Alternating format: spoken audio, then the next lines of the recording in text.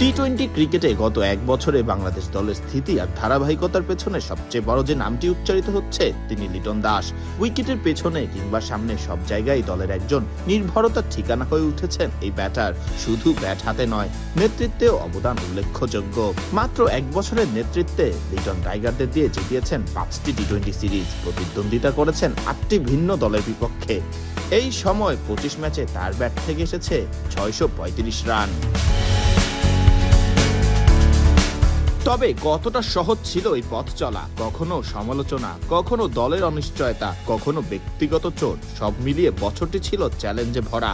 তবুও লিটনের ভাষায় এই দায়িত্ব তাকে কখনো একা বহন করতে হয়নি, পাশে ছিল পুরো দল। তার চোখে বাংলাদেশ কখনোই পেছনের সারির দল ছিল না, বরং তিনি দেখেছেন নিজেদের সীমা ছাড়িয়ে ওঠার ক্ষুধা, ম্যাচে ম্যাচে লড়ে যাওয়ার মানসিকতা।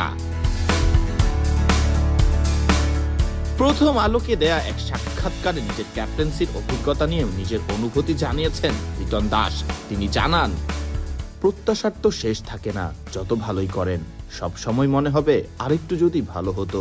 কিন্তু সব মিলিয়ে যদি দেখেন, আমরা 30 ম্যাচের 15টিতে জিতেছি, 5টি সিরিজ জিতেছি। এই এক বছরে মানুষ তখনই জেতে যখন কোনো কিছুতে তার উন্নতি হয়।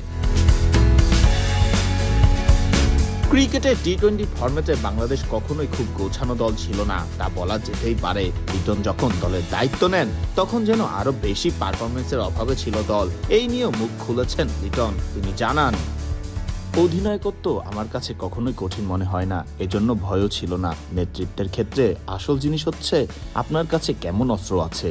এদিক থেকে নিজেকে সৌভাগ্যবান মনে করি।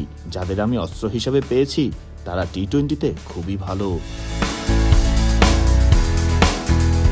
দলের ক্রিকেটারদের প্রশংসা করে জাতীয় দলের টি-20 অধিনায়ক লিটন দাস আরো যোগ করেন, আপনি যদি 1 থেকে 8 নম্বর পর্যন্ত ব্যাটসম্যানদের দেখেন, তারা সবাই আক্রমণাত্মক ক্রিকেট খেলতে পছন্দ করে।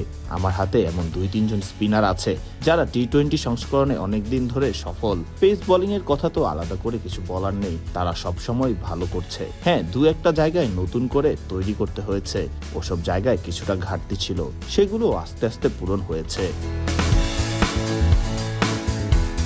এত সাফল্যের পরেও সামনে আছে আরো বড় পরীক্ষা, টি-20 বিশ্বকাপ। সেখানে কেমন করবে বাংলাদেশ, তা নিয়েই এখন মূল প্রশ্ন। লিটনের নেতৃত্বে দল কি নিজেদের সর্বোচ্চটা তুলে ধরতে পারবে? সময় দেবে উত্তর। তবে অধিনায়ক এবং পুরো দল বলা যেতে পারে এখন প্রস্তুত নতুন চ্যালেঞ্জের জন্য। ফরদিন রহমান সকাল, বিডি ক্রিক টাইম।